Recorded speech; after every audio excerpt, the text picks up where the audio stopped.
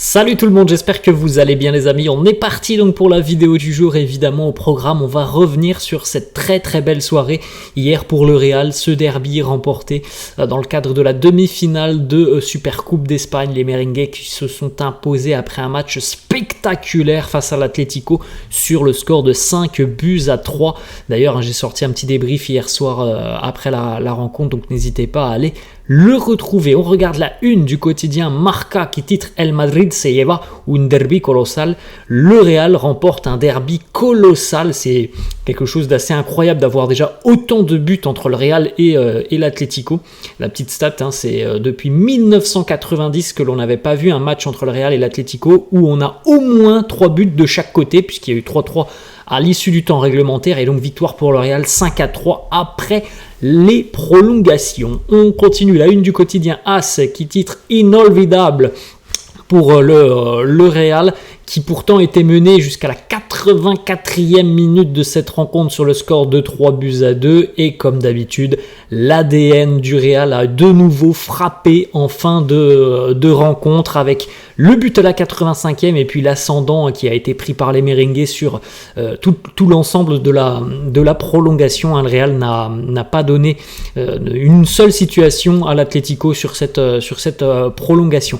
On continue les amis avec des petites photos, des images de joie, notamment des joueurs.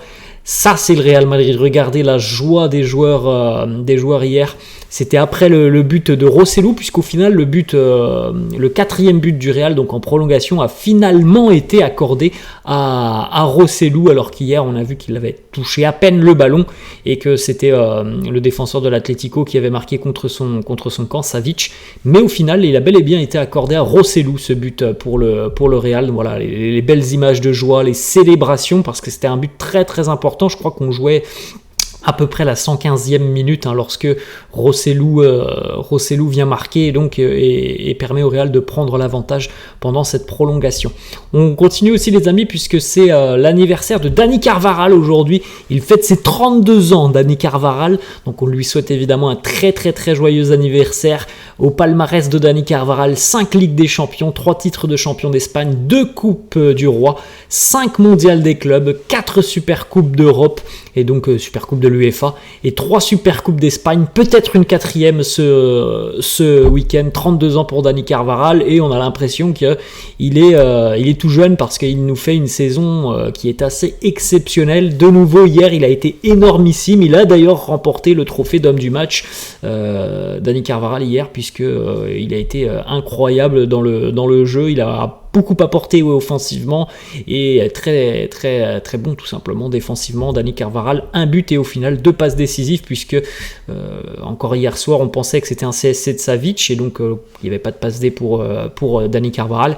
Ça a été revu, la passe D est accordée donc à Dani Carvajal, le but à Rosselló, donc un but et 2 passes décisives pour le latéral du Real hier. Regardez les stats complètes de Dani Carvajal sur cette rencontre: un but, une passe D, donc on modifie, ça passe à 2 passes D maintenant, 3 dégagements, 3 tacles, 116 ballons touchés, 88% de passes réussies, 4 passes clés, 9 sur 13 en ce qui concerne les duels gagnés, 100% de dribbles réussis. C'est un match énormissime, un match de patron de Dani Carvajal. On continue avec la petite hitmap qui est très impressionnante sur le côté droit de Dani Carvajal. Il est présent partout sur le terrain. Notamment beaucoup offensivement. Vous le voyez, la flèche blanche qui montre le sens du jeu, donc vous pouvez le constater, une activité énorme de Dani Carvajal offensivement. Alors il est présent aussi défensivement, mais une grosse activité offensive, et ce qui lui permet de délivrer 2 passes D et de marquer. Hier, ça c'est du match de Dani Carvajal, c'est un match de vrai patron. On continue les amis avec le surnom qu'a donné Tony Rudiger à Dani Carvajal sur son compte Instagram. Tony Rudiger est venu commenter une petite publication de Dani Carvajal avec ce surnom Pitbull, le chien très agressif. Voilà comment on pourrait aussi l'appeler, Dani Carvajal, dans le bon sens du terme. Il montre un niveau exceptionnel depuis le début de saison, avec une grinta et une agressivité qui vraiment fait des ravages sur son côté. On continue les amis avec une petite déclat de Carvajal sur l'échange justement qui amène le 4e but en prolongation. Cette passe donc pour Rosselló, il nous dit: quand on en en était à 3-3, je me suis dit que ça serait peut-être une bonne idée de donner une passe décisive à mon beau-frère et qu'il marque, et c'est arrivé quelques minutes plus tard. C'est parce que vous le savez, ils sont beaux-frères, Dani Carvajal et Rossellou, et donc hier, oui, une histoire de famille sur ce 4e but du Real, le travail sur le côté de Dani Carvajal, le centre, et Rossellou qui dévie un petit peu ce ballon et qui va pousser à la faute Stefan Savic. Une petite stat sur Rossellou: 10 buts déjà inscrits par Rossellou cette saison du côté du Real. On est à la mi-saison, alors on espère qu'il en aura peut-être une vingtaine en fin de saison, mais déjà 10 buts, c'est déjà mieux que ce que pouvait nous faire par exemple un Mariano Diaz depuis quelques années, et c'est mieux que certains attaquants du Real depuis quelques années qui sont présents au club, qui prennent de l'argent mais qui n'apportaient absolument rien. 10 buts, il n'a pas toujours un rôle simple, Rossellou, il n'est pas toujours titulaire, et ça fait déjà quand même sa dizaine de buts, donc bravo à Rossellou, parce que c'est quelqu'un qui pèse beaucoup et qui donne tout ce qu'il a, tout simplement. On continue, une petite déclat de Rossellou qui nous dit est-ce que j'ai vraiment marqué ou est-ce que c'est un CSC de l'Atlético? Tout ce que je sais, c'est que moi j'ai essayé de tirer, ça va au fond, donc moi je le compte comme un de mes buts. Au final, oui, ça a été accordé comme un but de Rossellou. On enchaîne, les amis, avec une petite déclaration de Dani Carvajal qui nous dit: Carlo a dit aux jeunes joueurs qui étaient présents hier que c'est ça le Real Madrid. Ce match symbolise le Real, que nous devons nous battre jusqu'au bout, et aujourd'hui, plus que jamais, nous l'avons montré. On continue les stats de Fede Valverde, la machine Fede Valverde, 112 minutes. 97% de passes réussies, c'est digne d'un Kroos ou d'un Modric. On en avait parlé hier lors du débrief, il a été énormissime. C'est tout simple. 104 passes réussies sur les 107 qu'il a tenté, 2 occasions créées, 18 passes pour entrer dans le dernier tiers du terrain adverse, 6 récupérations de balles, 3 interceptions, et en ce qui concerne les duels gagnés, c'est 4 sur 7 pour la machine uruguayenne. Regardez les petits messages sur la publication Instagram de Fede Valverde, ses coéquipiers évidemment qui sont venus le féliciter, on a vu Brahim Diaz, on a vu Rudiger, Jude Bellingham qui lui dit El Meror, Nacho qui lui dit Still running, tu es toujours en train de courir, Camavinga, Que Rugador, Rossellou, You are flying, tu voles tout simplement, et Vinicius aussi qui est venu avec ce Que Rugador. On continue, les amis, avec une petite page concernant Brahim Diaz. La petite photo incroyable hier, regardez ça, c'est en l'espace de 4 ou 5 secondes, le sprint légendaire entre Brahim Diaz et Jan Oblak. Jan Oblak qui avait quelques mètres d'avance, mais malheureusement pour lui, pas assez rapide pour contenir Brahim Diaz qui arrivait dans son dos, qui va donc passer devant lui, prendre le ballon et aller marquer dans le but vide de l'Atlético. On jouait à ce moment-là la 122e minute, et Brahim était rentré un petit peu plus tôt dans cette rencontre et avait déjà fait beaucoup de différence. Très bon, Brahim hier une nouvelle fois. 6 buts, 3 passes décisives pour Brahim cette saison, et dire qu'il n'a quasiment pas joué sur le premier mois et demi, 2 mois de compétition, et on voit à quel point il fait beaucoup de bien, il déménage, c'est quelqu'un vraiment de frais, de très spontané sur le terrain, Brahim Diaz, bravo à lui. On continue, les amis, il a encore une fois les petits échanges sur les réseaux sociaux et le compte Instagram des coéquipiers qui sont venus féliciter Brahim Diaz, Fede justement avec ce commentaire qui a reçu beaucoup de likes: quel animal. David Alaba en mode fusée, Fran Garcia, Thibaut Courtois, Vini Junior aussi ils sont tous venus féliciter Brahim Diaz pour encore une fois une entrée en jeu qui a été déterminante. On continue, les amis, petite déclat au cours de cette rencontre, à l'issue de cette rencontre, Carlo Ancelotti qui nous dit: c'est l'ADN du Real Madrid, cette équipe n'abandonne jamais. Une nouvelle fois, le Real est revenu en fin de match et a fini par s'imposer. Petite stat sur les gardiens de but cette saison: Kepa c'est 16 matchs pour 17 buts encaissés, Lunin c'est 6 buts encaissés en 10 matchs.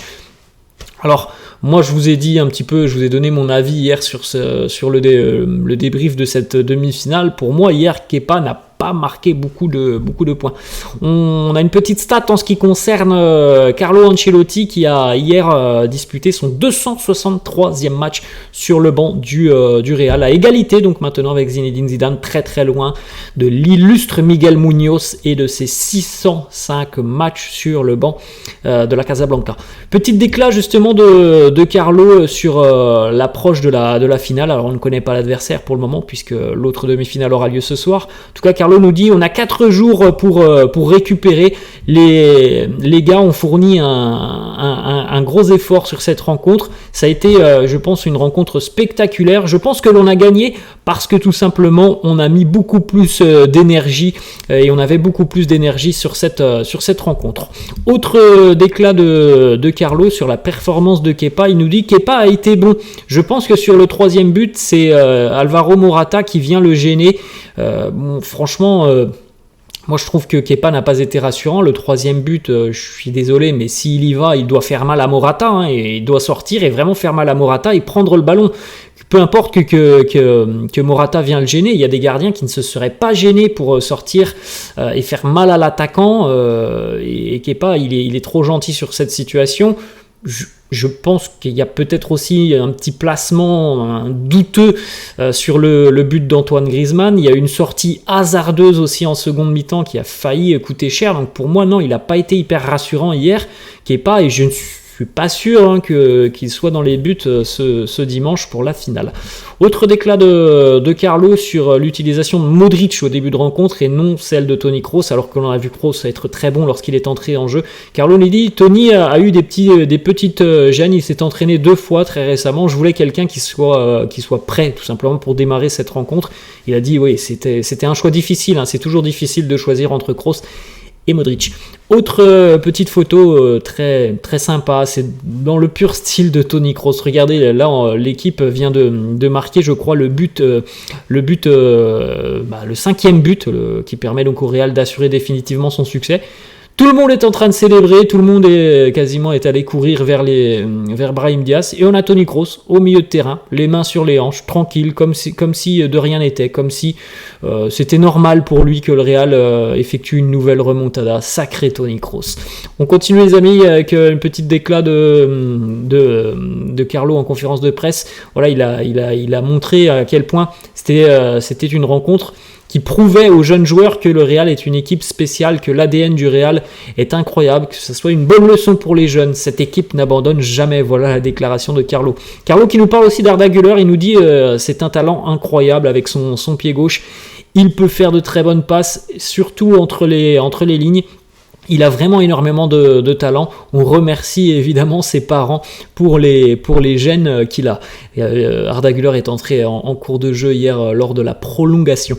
Autre petite déclaration Arda Güler en fin de rencontre sur l'adversaire qu'il souhaite affronter en finale, le Barça ou Osasuna. Il nous dit peu importe l'adversaire en finale, nous sommes le Real Madrid, peu importe l'adversaire qui se présente à nous, on joue et on veut gagner. On continue avec une petite déclat de coquet puisque pour le Real, il y aura un autre derby dès jeudi prochain, et là encore une fois ça sera un match éliminatoire. Jeudi prochain ça sera en Coupe du Roi dans une semaine face à l'Atlético, donc ça sera au Wanda Metropolitano. Coquet qui nous dit jeudi prochain nous avons une revanche, nous allons tout donner.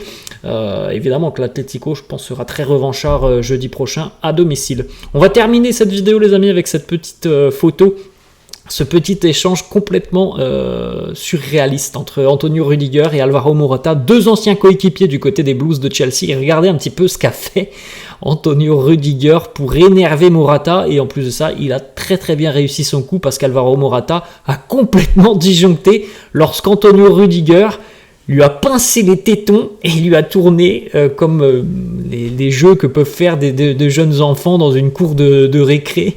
Et bien regardez surtout le sourire de Rudiger quand il pince le téton de Morata. C'est incroyable de voir ce genre d'image, et la réaction de Morata qui était complètement désabusée, énervé parce que ce que Rudiger venait de lui faire. C'est assez drôle. Voilà les amis, la fin de cette vidéo, j'espère que ça vous a plu. N'hésitez pas comme d'hab à lâcher un petit pouce bleu, n'hésitez pas non plus à vous abonner à la chaîne. Je vous laisse et je vous dis à la prochaine. Ciao.